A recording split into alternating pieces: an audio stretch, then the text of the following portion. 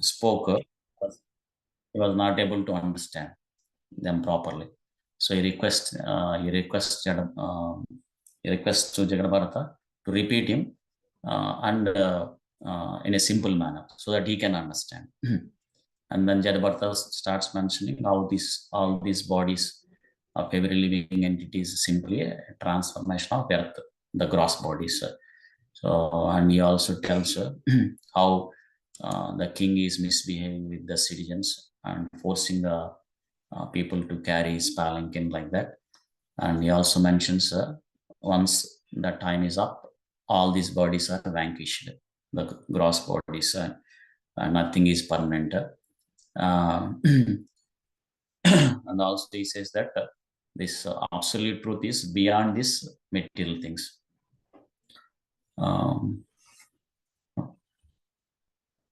Mataji, do you want me to share?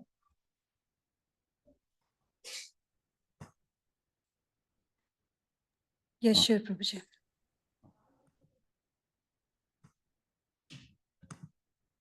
Okay. Yeah. Thank you. So sorry about that. Just to continue, the high level of this chapter, he also mentions the spiritual knowledge will be understand only when one is blessed by the pure devotee. So otherwise it is not possible. So he stresses to take the association of the devotees. In that way, we can cross over this material world. So today we'll go through the slokas 1 to 8. So in the first sloka, Maharaj Ravana is mentioning that so you are non-different from the Supreme Person of Godhead.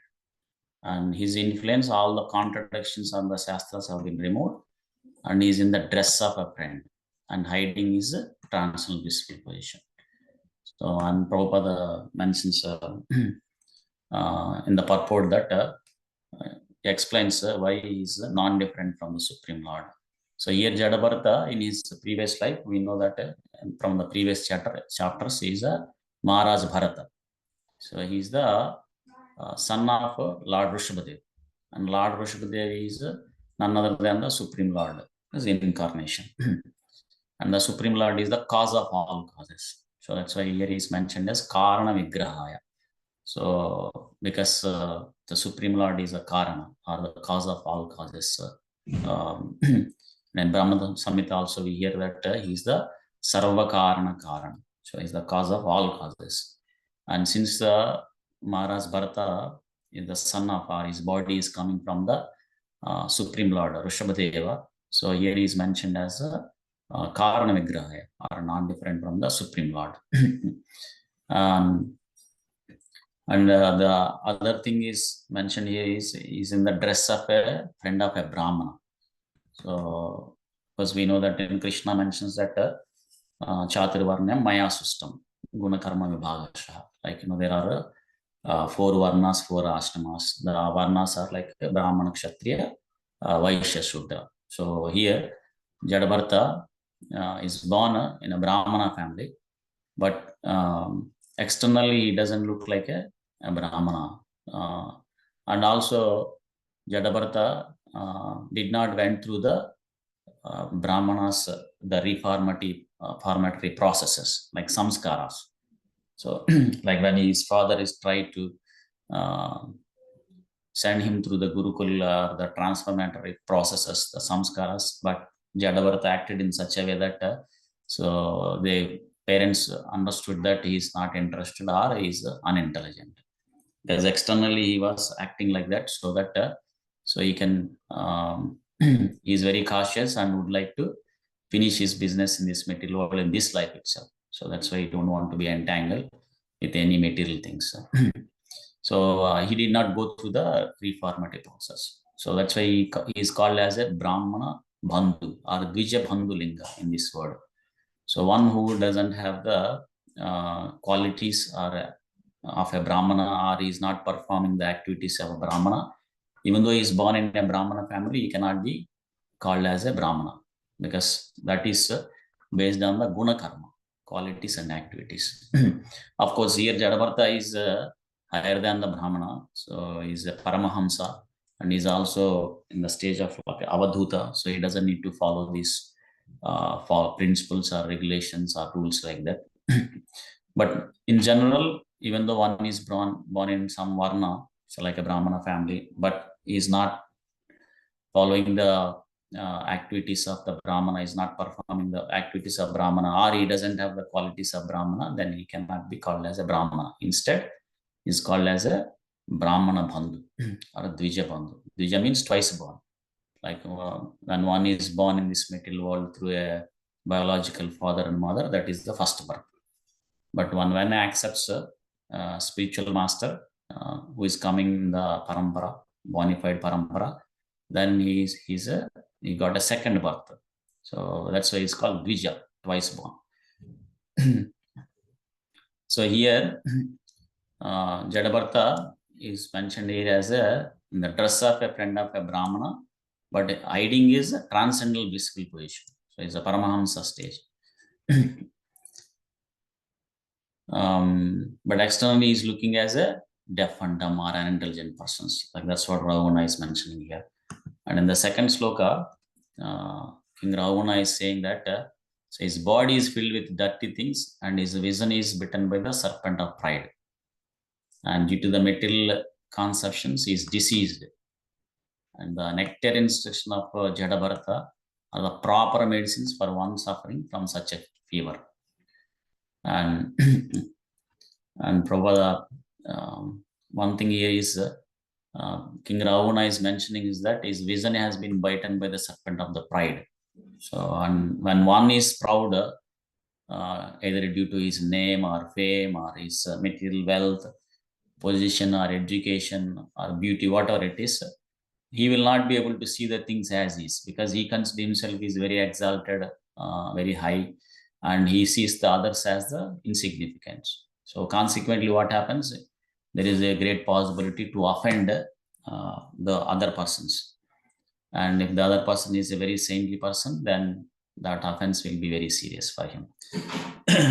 So we see many pastimes or examples in the scriptures, like one of them is like, when Indra, in the Srimad Bhagavatam 10th canto, it's mentioned, right? Indra, when he is the king of the heavenly planet. So when one time he becomes proud of his position and he doesn't accept that he is in that position because of the mercy of Krishna. Being proud, he goes to an extent where he tries to harm Krishna's devotees, Vrajavasis, the residents of Vrindavana. When he comes to know that they are not performing the yajna for himself, instead they are doing the worship of Govardhana. So like that, we see that when one is proud, then they will not be able to see the others exalted position. Of course, Krishna in that pastime, he lifts Govardhan hill and saves Indra from the pride. So because Indra is a devotee of Krishna, so he saves from that anartha, the pride. But if it is if a non-devotee offends, then he will go through the reactions. So that's one of the instruction for I'm talking to myself. So as we are progressing in the path of bhakti, we should be very careful not to be puffed up, even because of our progress in the path of bhakti or any our material opulences. The Srila Prabhupada mentions in several places that there is no reason to be puffed up, because when we compare ourselves with the whole cosmic creation or even with one universe, we can see that we are very tiny, or we are very insignificant, we are nothing. So then what is the reason to be puffed up? Like that Prabhupada mentions. And another thing Prabhupada mentions in the purport is, so the body is filled with dirty things, like blood, urine, pus, stool, so many things. But the scientists, they says that this material world or the body is a combination of these things: bones, blood, urine, or stool, all those things. Then Prabhupada says that these ingredients are available everywhere, in this material world. So then why not they use that and make the living entities? So, so that's what Prabhupada mentions. So, but it is not possible. There is a higher concept. And here King Ravana says that due to material conceptions, I am diseased. So, and the proper medicine for this disease is the material fever is nectarian instructions. Of course, in Kali Yuga, those nectarian instructions, when we implement in our life, that is a chanting of the holy name. Hare Krishna, Krishna Krishna, Hare Hare, Hare Rama, Rama Rama, Hare. So this is the medicine for our material fever. So even though one may not taste this chanting of Hare Krishna Maha Mantra in the beginning, but if you continue to do it, then the material fever goes down. Then we release the nectarian sweet of the Hare Krishna Maha Mantra, the chanting of Hare Krishna Maha Mantra. Prabhupada gives this example, like the jaundice person. When a jaundice person, when he takes the sugarcane juice, which is very sweet, but he feels very bitter because of the disease of jaundice. But that is the medicine for the jaundice. So if he continues to take that sugarcane juice, then slowly the jaundice will go down, and then he will release the sweetness of the nectarian, the sweet of the sugarcane juice. So similarly, if we continue our chanting of Hare Krishna Maha Mantra, then this material disease, the fever will go down, and then we will be able to release the chanting of Hare Krishna Maha Mantra. Prabhupada mentions that all ISKCON centers are for that purpose. So that's why they are spiritual hospitals. So they are meant for curing our material disease or fever.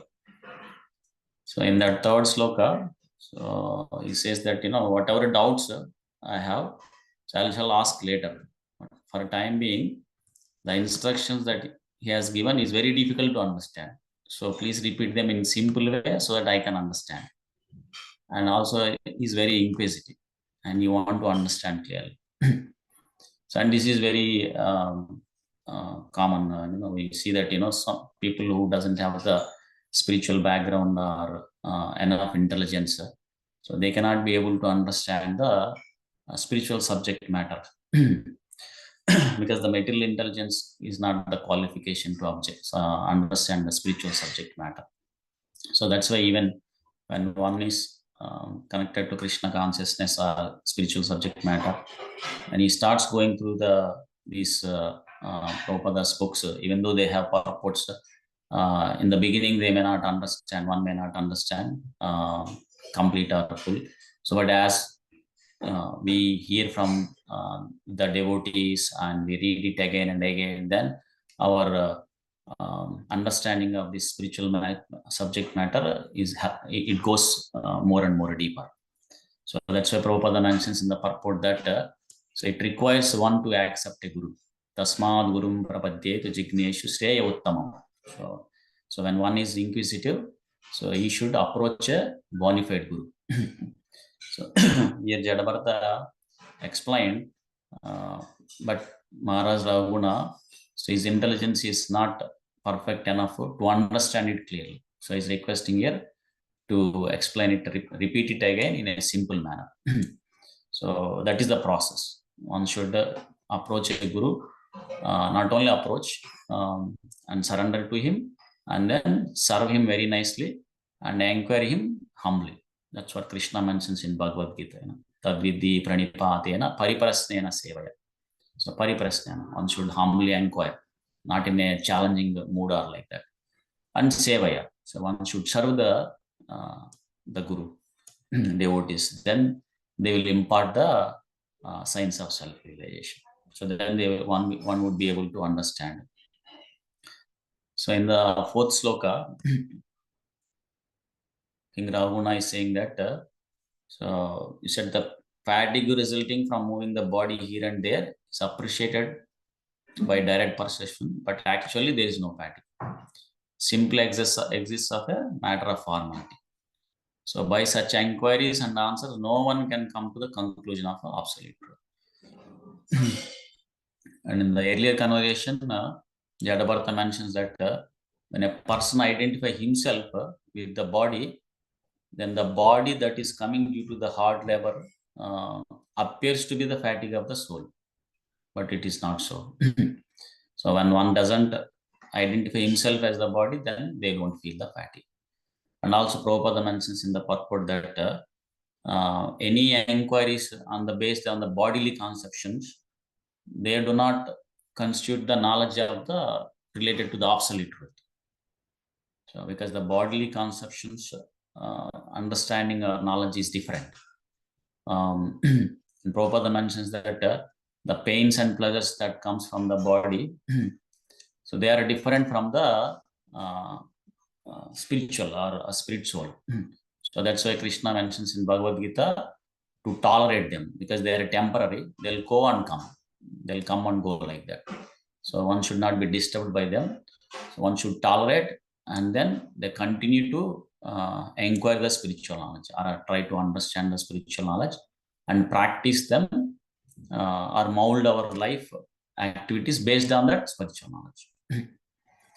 And then in the slokas 5 and 6, now Jadabharta starts speaking. He's saying that all these material combinations and permanence, they are nothing but earthly transformations. And he says that, these move on the surface of the earth are called palanquin carriers. And the material transformations which do not move, gross material objects like stones, they're like stones. So in any case, the material body is made of earth and stone in the form of peat, angles, all those things. And upon the shoulders is the wooden palanquin. And within the palanquin is the king of Ravaguna or king of Sauvira. And even the king's body is also simply another transformation of earth. But the king is thinking falsely that he is the king of the state of Sauvira, like that. And Prabhupada mentions in the purport that so when you analyze all the material bodies, what we see that the really living force is the living entity, the spirit soul. And since all the living entities are part and parcel of Krishna, so the real principle of is Lord Vishnu or the Supreme Lord Krishna. So because of his presence, everything is working. So that is what one should understand. And King Ravaguna here, he's thinking that he's king, but spiritually not advanced. So that's why he was chastising the palanquin carriers for not carrying him properly, including Jadabharta, who is a self-real soul. So that's what Jadabharta is mentioning here, that King Ravaguna is identifying himself with the matter of the gross body. And Prabhupada gives example why the body is not fatigue. Why the soul doesn't feel fatigue if the body is fatigue. Only if you identify with the body, then the soul might feel as the fatigue. And he gives example like when a child is body is decorated with so many ornaments, either child doesn't feel that it is hard labor, or it's his body is tired or like that, or the parents doesn't think that the ornament should be taken away like that, because he doesn't feel with the ornaments like that. So that's what Prabhupada explains, that how the spirit soul doesn't feel the fatigue of the bodily labor. Only when one identifies with the bodily conception, then they will feel like that. In the text 7, Jadabharta is saying that the king Ravaguna is pushed or forced the people to carry his palanquin without any payment. So this is an injustice. And also their condition is very lamentable because they are forcefully engaged. And this shows that the king is unkind and cruel. And still he is due to the false prestige, he was thinking that he is protecting the citizens. And Jadabharata is telling that, so this is not been adored as a great man in an assembly of persons advanced in knowledge. And Prabhupada mentions in the purport that the King Ravana here is engaged or forcefully engaged the carriers, the people to carry his palanquin. He's thinking that he is the protector of the citizens. Of course, the king the should be is the representative of the Supreme Lord. That's why he's called Naradevata. He can utilize the people in the service of Krishna or to progress in the path of bhakti, but not for his sense gratification. When he thinks that all the citizens are for his sense gratification, then that is not appropriate, or it's not correct, or it is not appreciated by the learned scholars advanced in knowledge. So that's what Prabhupada mentions that. Also,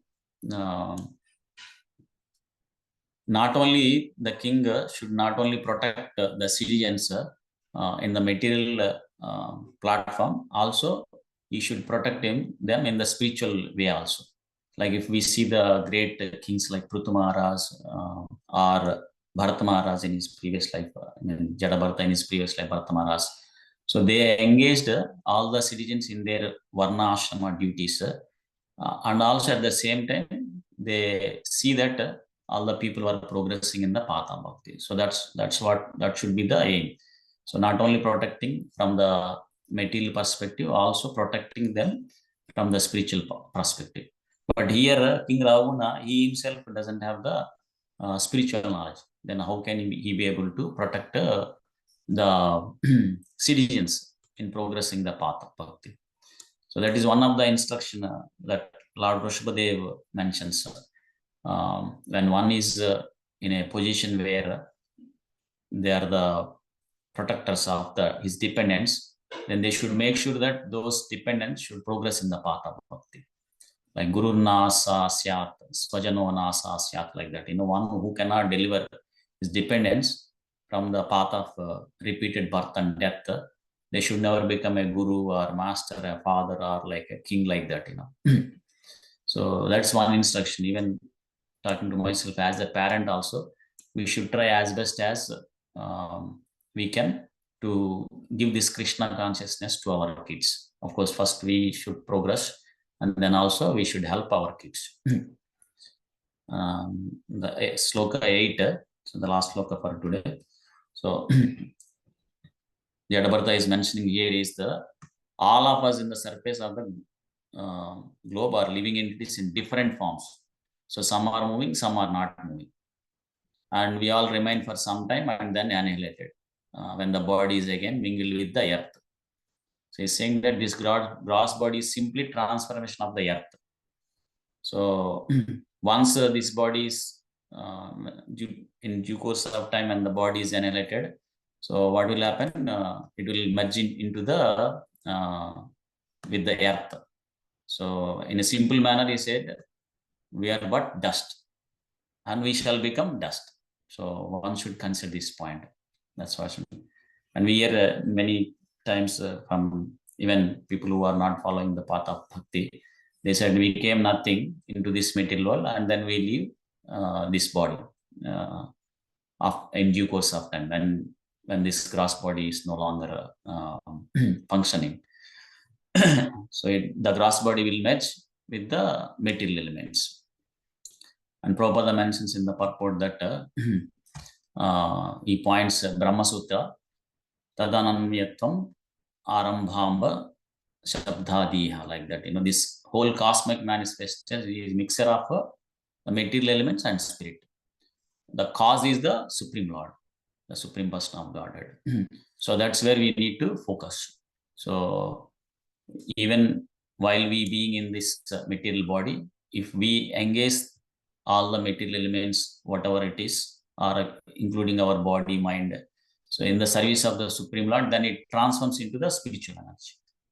So like Prabhupada gives an analogy, like when iron rod, when we heat them, when it becomes fully hot, then it becomes fire. So like it is hot. So that is one instructions that Prabhupada mentions are one thing that I can at least take away from this is so if we engage ourselves with whatever the resources or things we have in the service of Krishna, then they become spiritualized. So in that way, we can go back home, back to Godhead. So, so sorry, I did went through a little bit longer time. I apologize for that. But thank you all for giving this opportunity. I'll pause it here. Grandhara Srimad Bhagavatam ki jai. Srila Prabhupada ki jai. So we'll continue in the next session. Hare Krishna.